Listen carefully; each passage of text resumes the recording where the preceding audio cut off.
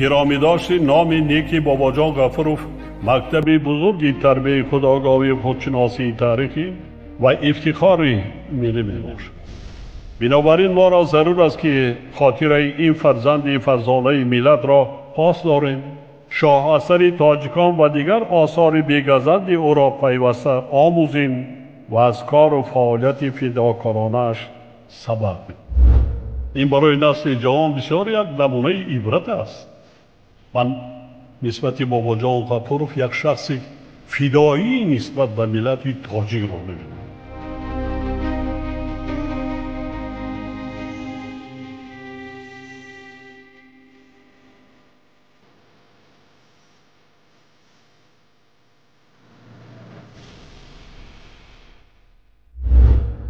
درود شنونده های گرامی، با توجه شما گفتار ادبی از سلسله خوانش بدیعی از روی کتاب تاجیکان اکادمیک بابا جان غفورov، نشر مختصری علمی عاموی، راوی هنرپیشه خلقی تاجیکستان قربان صابر. آغاز گفتار 63.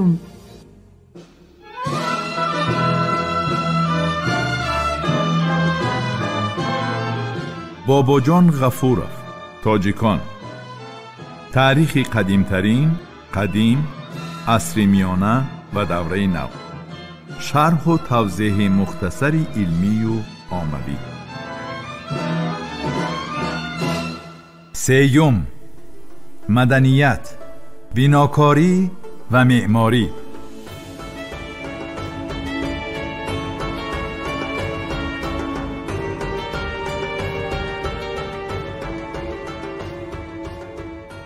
در این زمان بناکاری و معماری یک درجه رشد کرده بود. تیمور و وارثان او ساختمان بناها را بیش از پیش وسعت می‌دادند.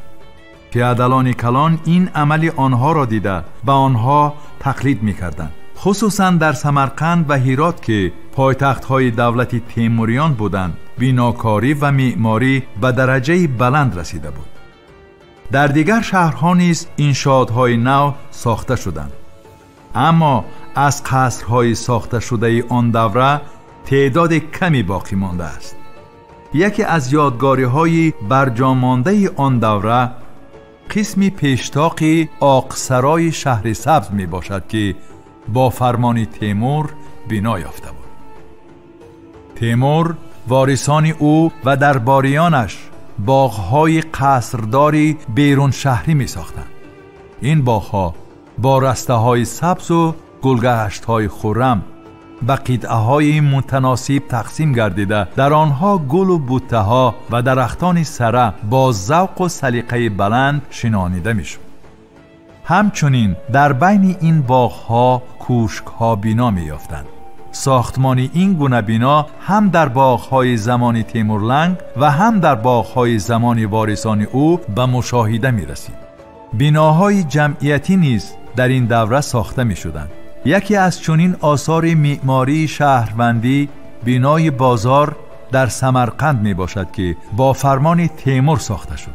این بازار خیابانی تاق و رواقدار و پنجره کاری شده بود. درباره این بازار سفیر اسپانی رو گانسلوس د کلاویخا که سال 1404 در سمرقند قرار داشت در اثرش معلومات داده است.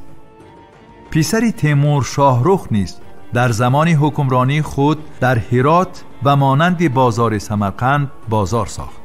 این بازار در دو طرف خیابان چارسو واقع گردیده بود و بناهای دکانها از دو قبت عبارت بوده. بالای خیابان را سراسر گنبدهای پنجره‌دار می پوشاند. مسجد و مدرسه و مقبره های از آن زمان تا زمان ما باقی مانده درباره کامیابی های مهندسی، لایحه کشی، بناسازی، آرایشگری معماران عصر 15 تصورات پرره به وجود می آورد. معلوم گردیده است که در اولها ساختمان بناها و گنبدهای آنها با اصول سابق انجام می یافت.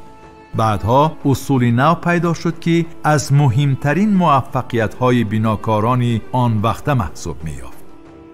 در این دوره وسیله‌های آرایشی خیلی گوناگون و مکمل بودند.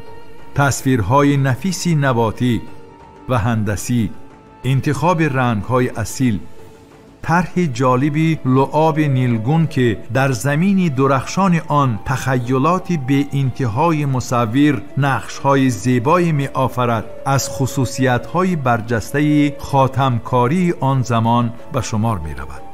برای آرایش دیوارهای درونی اصولی کندل که از آمیزش اندوده طلا با یگان خل رنگ بیشتر رنگ کبود عبارت است استفاده می شد.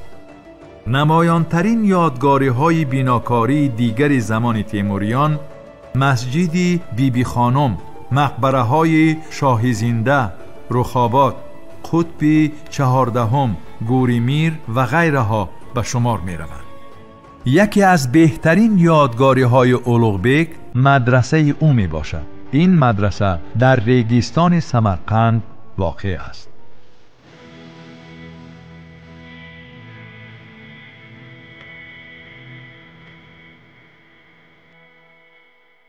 صنعت نقاشی و مینیاتور.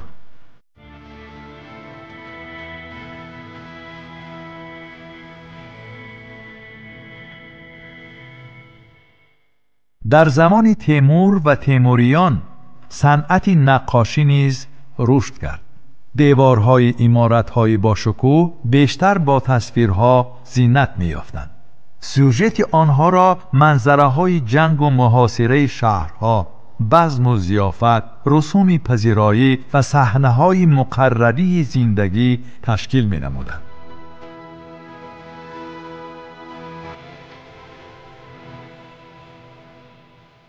علم و ادب در نیمه دوم عصرهای 14 و 15.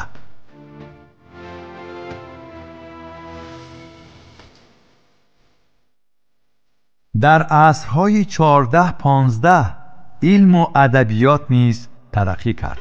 یکی از معروفترین عالمان زمان تیمور سعدالدین مسعود ابن عمر تفتزانی می باشد. او تا آخر عمر در غیژدوان، جام، خوارزم، ترکستان، سمرقند، هرات و سرخس به درسگویی مشغول شده اثرهای زیاد آفریده است. مورخی برجسته آن دوره احمد ابن محمد ابن عربشاه می باشد. او سال 1488 در دمشق تولد شده. هنگام هجوم تیمور به دمشق سال 1401 در قطار اسیران به سمرقند آورده می شود. ابن عربشاه اثرهای زیاد نوشته است، اما معروفترین اثر تاریخی او عجایب المقدور فی اخبار تیمور می باشد. مورخ دیگری زمان تیمور نظام الدین شامی است که تاریخ تیمور را در اثرش ظفرنامه تا سال 1404 انعکاس نموده است. این اثر از اولین اثرهای تاریخی جهت نوشتن تاریخ تیمور به حساب می رود. خود نظام الدین شامی از سال 1401 تا سال 1404 در خدمت تیمور قرار داشت و بسیاری از واقعه‌های انعکاس کرده‌اش را با چشم خود دیده است. شرف الدین علی یزدی وفاتش 1454 از تاریخ نویسان دربار تیموریان بود. علی یزدی سال 1425 تاریخ تیمور و وارثان او را در اثرش ظفرنامه تصویر کرده است. تاریخ نویس دیگر میرخواند نیز در دوره حکمرانی وارثان تیمور زندگی و فعالیت کرده است. اثری تاریخی با نام روضة الصفا نوشته است که تاریخ انسانیت را از زمان پیدایش آدم تا دوره خودش فرا می‌گیرد. در این دوره ادبیات بدیعی نیز انکشاف یافت. یکی از نمایندگان معروف عصرهای 14-15 شمس الدین محمد حافظ شیرازی وفاتش 1389 می باشد. حافظ در ایام کودکی خیلی بر وقت از پدر یتیم ماند. مادرش که امکانیت خواندن فرزندش را نداشت او را به تربیت شخصی گذاشت. لیکن حافظ به زودی خانواده این شخص را ترک نموده به نانوای شاگرد شد. غیر از این اون مدت در مدرسه تحصیل کرد و بعداً زندگی درویشانه به سر برد. مدام به علم و دانش مشغول گردیده همچون شاعر شهرت پیدا کرد. شعرهای او هنوز در ایام زنده بودنش در بین خلق پهن شده، قسمی اشان به فولکلور نیز داخل شد. او تا امروز در تاجیکستان، ایران و افغانستان از محبوب ترین و مشهورترین شاعران به شمار می رود. حافظ در تاریخ ادبیات تاجیک نقشی بزرگ گذاشته است. از جمله نوعی لیریکا یعنی غزل را به درجه عالی تکامل رسانیده به آن مضمونی تازه وارد کرد. معاصران حافظ مضمونی تصوفی اشعار او را به نظر گرفته او را در وقت زنده بودنش لسان الغیب نامیدند. حیات اشارت حافظ را همچون افاده اعتراضی ضد زهد و ریا درک نموده در دیوان غربی و شرقی خود کتاب مخصوص شعرهایش را با عنوان حافظنامه به شاعری بزرگی فارس و تاجیک بخشید. دیگر از شاعران معروف این دوره کمال خوجندی می باشد. او در خوجند تولد شده دوره نورسیش را در آنجا گذرانیده است. سپس برای تحصیل به سمرقند آمده بعداً به تبریز رفت و در دربار حاکمی آنجا قرار گرفت. وقتی که خانی آلتینورده تختمیش خان تبریز را ضبط کرد، کمال به اسیری افتاده به پایتخت آلتینورده شهر سرای برده شد. او پس از چند سال محبوسی به تبریز برگشته تخمیناً سال 1400 وفات کرد. غزلهای کمال خوجندی خیلی روان و خوشاهنگ بوده موضوعهای گوناگون را در بر میگیرد. شاعری دیگری این زمان که شعرهایش به شعرهای حافظ و کمال مانندی دارد ناصری بخارایی می باشد. علم و ادب در عهد سلطنت اولوغبک نیز رونق یافت. او برجسته ترین نمایندگان افکار علمی نجوم و هندسه زمان را به سمرقند دعوت کرد.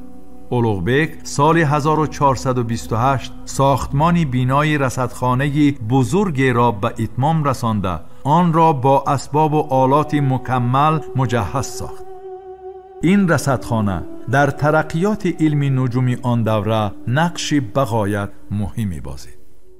در این وقت سمرقند و هرات به مرکزهای بزرگ مدنیت شرق تبدیل یافته بودند. هرات در زمان شاهروخ به پیشروی آغاز کرده در نیمه دوم عصر 15 یعنی در ایام حکمرانی سلطان حسین بایقرا سالهای 1469 1506 یکی از مرکزهای علم و مدنیت حساب می یافت. در اینجا از تمام گوشه و کنارهای ماوراء النهر و ایران خادمان علم و هنر جمع آمدند. بزرگترین نماینده ادبیات این دوره نورالدین عبدالرحمن جامی سالهای 1414 1492 می باشد. جامی در دهه جام نزدیک نیشاپور به دنیا آمده در هرات تحصیل نموده در همین جا فعالیت علمی و ادبیش را آغاز کرده است. او از سرمحصول ترین شاعر ادبیات میانه عصر 15 تاجیک می باشد. اساسی ترین اثری منظومی جامی 7 اورنگ می باشد که از 7 داستان بزرگ عبارت است.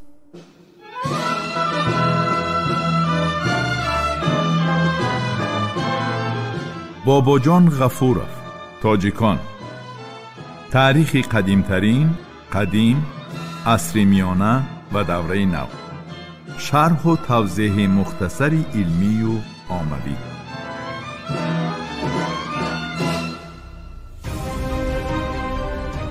شنونده های گرامی، شما گفتار ادبی را از سلسله خوانش بدیعی از روی کتاب تاجیکان اکادمیک باباجان غفورов نشر مختصری علمی عاموی را در قرائت هنرپیشه خلقی تاجیکستان قربان صابر شنیدید. محرر سیدزاده عابدجان، کارگردان عبدالمنان رحمان. این گفتار سال 2024 ثبت شده است. انجام گفتار 63. آموزش کتاب تاجیکان جوانان ما را هشدار می دهد که نیاگان فرزانه ما در مسیر تاریخ چی جایگاهی مقدس داشتند. کتاب تاجیکان احساس خودشناسی ملی و زیرکی سیاسی را در دل و ذهن جوانان ما تحکیم می بخشد.